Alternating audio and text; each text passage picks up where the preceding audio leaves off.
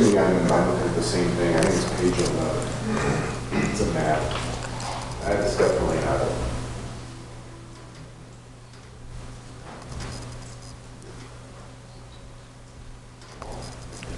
That's it. So, a couple questions. One, I'm just curious if there's been any sort of conversations with the school district when they're looking at proposing the new high school and trying to achieve any sort of efficiencies there as they dig to build, what cost savings, if any, could be reached by varying lines as the school district puts in the potential new high school, since it's going to be adjacent to that part of the route in what appears to be yellow and orange red from where I sit.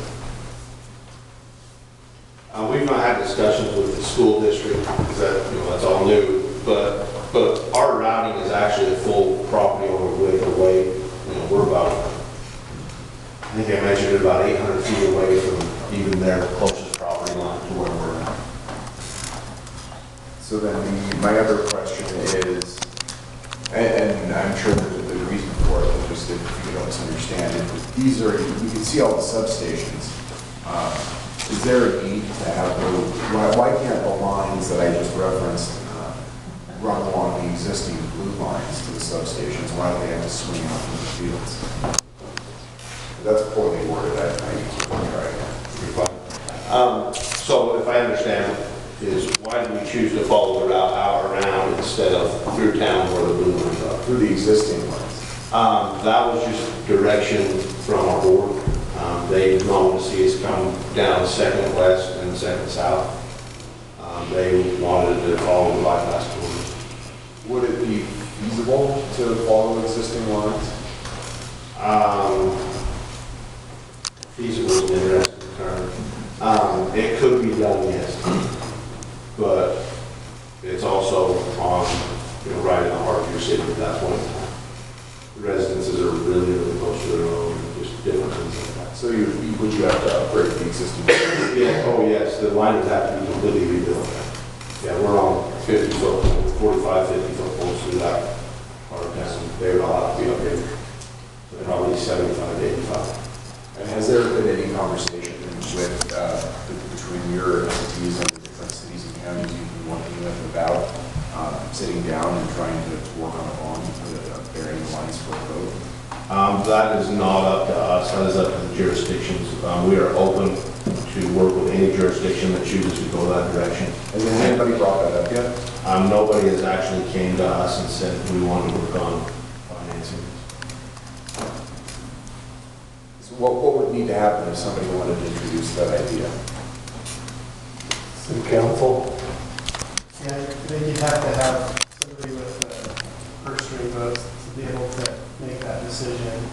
There's been quite a bit of discussion and some comments about coordinating this across entities, and I won't really cast too much or really any opinion about that, but ultimately, we have to go in and follow the ordinance or your code. So we came in and we're following the code. I don't. If we weren't doing that, we'd be saying, well, why are you not following our ordinance? And so, the local jurisdiction has the right to do that. So to try to get your question, what has to happen? I think the local jurisdiction will have to vote to do it, and they have to coordinate with those other entities at the same time. That's not something that we would go and coordinate with. But would you be willing to work with that process? Yeah, I think by state code, I think we have to. Ultimately, if you voted to and provided funding for it, we would work with you. That's what their board's been directed to do. That's what we are also required to do. Educate me a little bit. Give me if I sound foolish. Why so tall of poles? If we go to 138K, is that so our hair doesn't stand up or walk under, or why so tall? I don't have that problem. Yeah, that's what I'm saying. Maybe that's what. I'm just curious. I'm not sure why that is. Yeah, that's a good question. So we follow NESC, the National Electricity Code. It's adopted by the state as the code that we are to follow. We're directed by Rocky Mountain Power's specific standard that we have adds a construction tolerance of 3 feet in this case on that standard, just to ensure that from construction and other things that you are maintaining that standard. And NESC dictates the distance from structures or the ground or fences or barns or whatever from the conductor based off of a specific voltage. And that conductor has to be controlled at its closest point. And often, in a simple example, to go through like the Northfields, the closest spot to the ground is going to be the middle of that span. So as the spans get longer, those poles get taller because the lowest part has to be at that elevation off the ground. The difference between 138 and 46 is a couple of 2 or 3 feet additional distance. So it's really not a gigantic jump in distance. That's the control inductance, is that correct? To control Inductance, in other words, inducing a current into a conductible surface. Well, I think that there's several things that it's trying to worry about. The distance changes if you're crossing over a road. I don't know if you recall at some of the road crossings, it would indicate a higher height. That's because you're crossing over a roadway. They expect taller equipment to be crossing there. One thing to note, we didn't specifically state it, but we do this by standard practice, is we cross fields that are used for production. We will increase additional height to make sure that tractors and farm equipment will have sufficient clearance at midspan. If it's not a production field, then you follow just strictly NESC plus that 3 feet. So by asking to have fewer poles, stretching them out, we're actually requiring the poles to be taller. You are correct. Yeah, you could theoretically ask for a shorter line and have a whole lot of poles. I don't think that'd be in your best interest, but it's theoretically possible.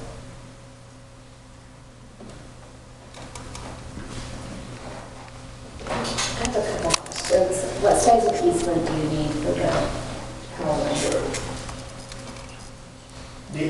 What size and who owns it? The width of the easement? The easement, or whether you actually own it? Yeah, so, and I guess before walking down this road too much, I should preface that, probably the question of easements can be better answered in the jurisdiction of district courts, because it's certainly kind of part of the thing that we're talking about here. We recognize that we have to obtain easements, and I'll answer the question. I just want to say that your action or inaction as it relates to easement will not affect the sufficiency of easement or lack of sufficiency. We have to obtain those either way. Right. So if we were to get a brand new easement on an alignment where there's no existing poles for a 138 kV line, it would be a 60-foot easement, 30 feet from center line. Now that is a standard practice. That is not the NESC requirement. NESC doesn't dictate an easement, but I want to make sure that that's clear. It's not a safety code thing. It's a standard practice that allows us to do vegetation management and things like that. Where there is an existing line, what we would do is do a calculation on a pole-by-pole basis and look at what the blowout would be under certain NESC loading conditions and see what that width is. Using standard spans, 60 feet is conservative, so it would be some number less than 60, and following existing 46 kV lines, actually really small increments from the existing. Okay, what else can happen within that easement? I'm assuming just other utilities, or is it nothing? It's the terms of the easement would dictate what the easement can be used for. So whatever specific things you obtain, usually our easements would say something to the effect of transmission facilities, things like that. Okay, I guess I was just wondering if there's any safety things that you require within the easement to keep other entities out of your easement, if you share that easement with other entities or companies, or is that It's really hard to walk down this, it's really hard to walk down this road and I'm not trying to be cagey or not answer the question. I think it's a really broad question and not really something directly tied to this. I believe. So your easement could be shared. It's not always we won't share the easement. Or is that the easement is never shared? I think it depends on what the language of the easement is. Some easements would allow under certain conditions, certain things, and other easements wouldn't. So if you could structure your ideal easement, what would you want it to look like?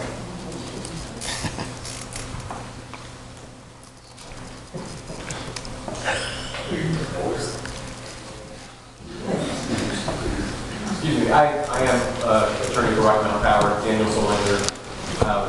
You want me to turn off the microphone? Yeah, we need to record your voice and broadcast it worldwide. Great. You can tell Ben was getting a little uncomfortable there. State your name again, sorry. Yes, my name is Daniel Solander. I'm an attorney for Rock Mountain Power. We do have a standard form easement that we start our negotiations with, but every easement that we acquire is a negotiated document. We're acquiring the rights for our transmission line, typically on the easement.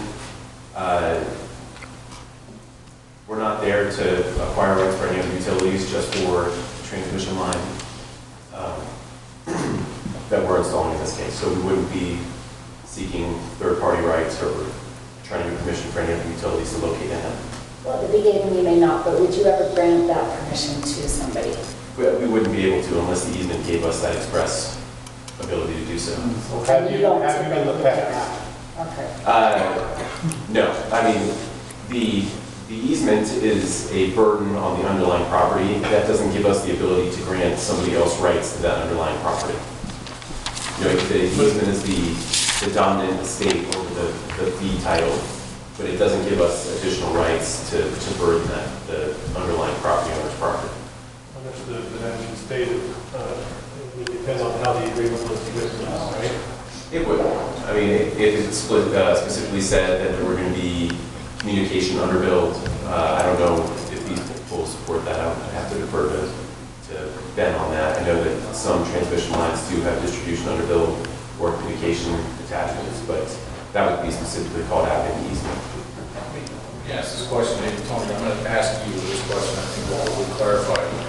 Should they choose for some reason down the road to do something like we're kind of bouncing around right here, I think there's some concern that down in the future, should this get through?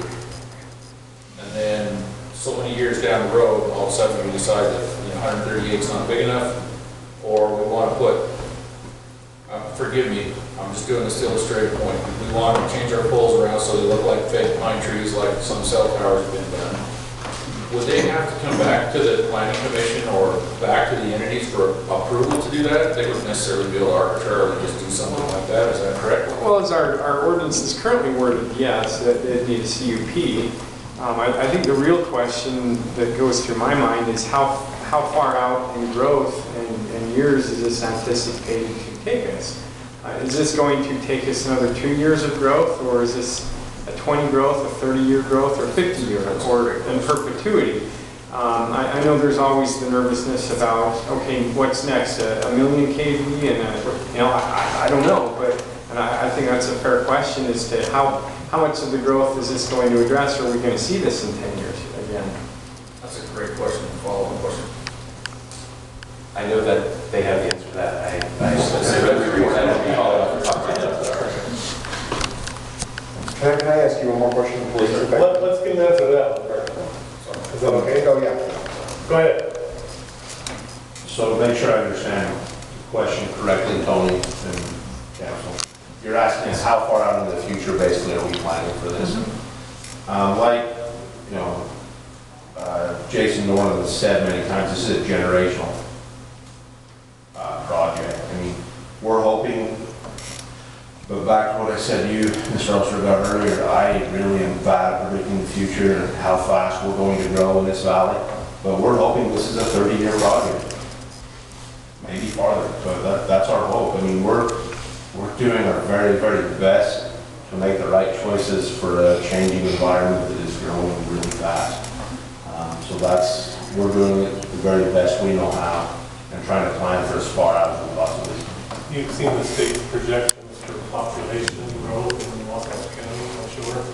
Yeah, those came into play during our study with our third-party consultant at the top level. Well, I commend you for looking to the future and trying to plan so that we don't have to come back here in 5 years going, oh dear, our lights are all brown, we can't run our air conditioners or our storm coolers or anything because we don't have enough light. So running a public utility is very important to forecast and do that. And of course, it's a little uncomfortable when you have to make those jumps, but it's good that you're looking long range so that I'm sure the folks, when they put the 46K, thought, oh dear, we'll never need that many light bulbs in this valley. And now we're right at the end of its capacities. Getting to the end of the capacity of the utility means it starts to fail and costs to keep it running go up a lot. Sorry, yeah, you have a question, go ahead. Sorry, if I just to return briefly to easements while you're still up here. I don't know, were you here earlier when Councilmember Franco spoke and addressed some of the concerns she had about easements? I was here, yes. So some of her concerns, and I don't want to butcher what she said, but the gist of it was, is it going to be Rocky Mountain Power that holds the easements? Definitely. That's your understanding, then? I may be the ones that will be responsible for constructing and operating the example. Right, sure. So the easement's going to cover your ongoing maintenance and things of that nature and construction. What about if you ever wanted to put in larger lines? Could the easement, are those typically written in such a way that if you want to substantially modify or do something dissimilar, that you have to come back for a new easement, basically? That would be subject to the city ordinance that your attorney was discussing earlier. So my understanding is yes, but it could be different in different jurisdictions. So it depends on ordinance and it depends on how the actual easement is drafted. Correct. But it can be done. We do it in other places, again, subject to local city planning code or city ordinances. Thanks. Okay, thank you. Thank you. Mr. Wilson, Mr. Wilson. Sorry, as you're talking about easements, and it's maybe a little premature, because we're not at that point yet. You can write an easement any way you want, as restrictive as you want, as loose as you want. And so we're going to have to be careful if it is the alignment that's selected is along that bypass, that we have prior rights, that we don't jeopardize the bypass and diminish our rights if that's the alignment that eventually ends up going in. Because when you mentioned the 60 feet, at that point, you take 60 feet, we have no bypass there. So we're going to have to be careful how that's written to make sure if we get to that point. Yeah, and we've coordinated with DOT on that. You don't need the 60 feet and you can't have the bypass corridor within that 60 feet. It's overhanging onto the corridor. And that's typical along all kinds of public ways. They'll be a shared space and that has been coordinated. The corridor does have to have clear space from fence lines and other obstacles, and this is one of those obstacles that is set off from that clear space. So it's really a couple or handful of feet, less than 10 feet, closer to 5 rather than 60 as far as encroaching into the actual bypass.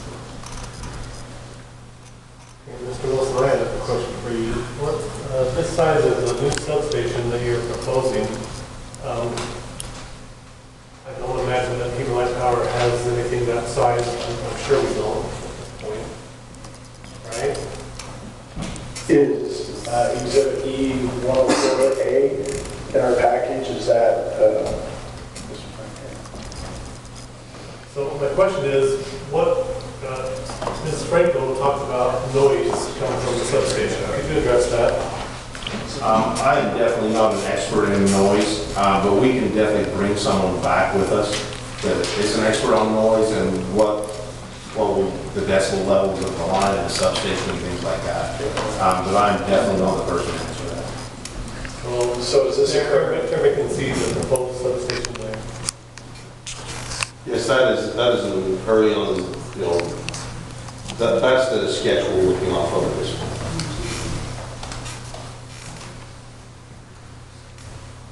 So what are you going to do to guarantee or not guarantee, but help screen in any way that type of facility? Because you have, residential church next to a potential. So that is a concern to me, is how are you going to screen that, because they're not the prettiest things.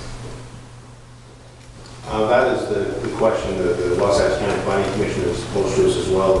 And we're gathering that information as far as mitigation and different things like that, what we're going to be able to do at that location, as far as setbacks and different things like that that we're looking at for this site.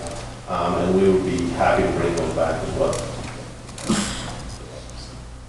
All right, thank you, that'd be good.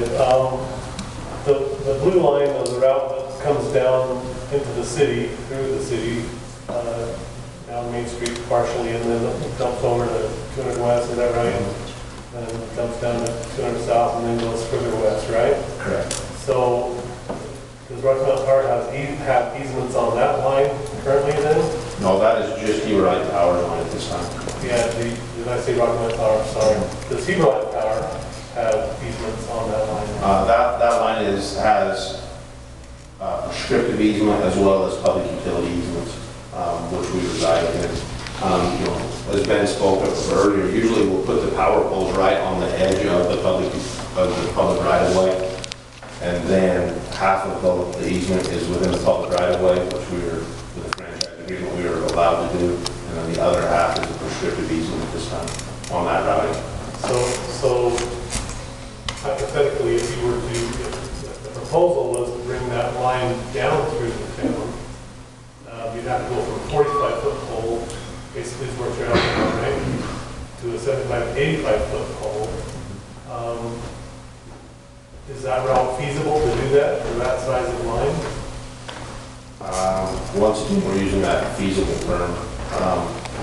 It could be done, yes, but that's not where we've been directed to go. I understand. So I have a question to take off on that. I'm assuming those poles are closer together than what you're proposing Very on much. that route. Yeah. So what do you think the height would be if you kept the current poles and put in the new line? Do you have an idea of what the height would have to be? They would still have to be in that 70, 75-foot, 80-foot range because we have distribution underbuilt serving customers on that line as that line travels, whereas the line that we're proposing to build does not have any distribution on it, and it doesn't feed any of the customers that are going past.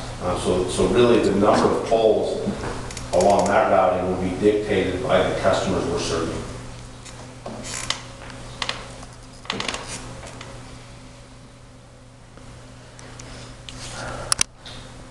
So, right, this is going to be the first of two public hearings that you're required to attend. For the next hearing, would you be able to return with other alternative proposed routes? Apparently didn't make it out of committee, but I think we'd all like to see. Yeah. We can show the 600 west, and then the blue line shows where the other mountain is. But yeah, we can bring the map back and show them. Along with that, is it possible to have some of those committee members come here and kind of talk about what their feelings were on those routes? Yes, I can ask them to. I think that would be appropriate to shed a lot of light on why some of those may or may not be selected. Seems like there's some concern over those routes. It would be good if we could do that. I got one other question that was brought up by Councilmember Franco. And that was the contract. There's some concern about that. Is it possible to have that become public record so that some folks can do that if there are concerns? I believe it is public record at this point. Yeah, the contract is public record, and we'd be happy to get into a copy of it. Right. Okay, I tried to write all this down as I went through here, so.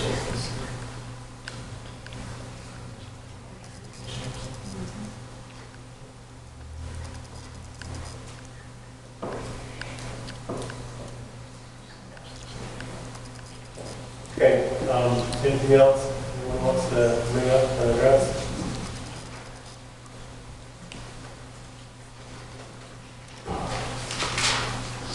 Okay.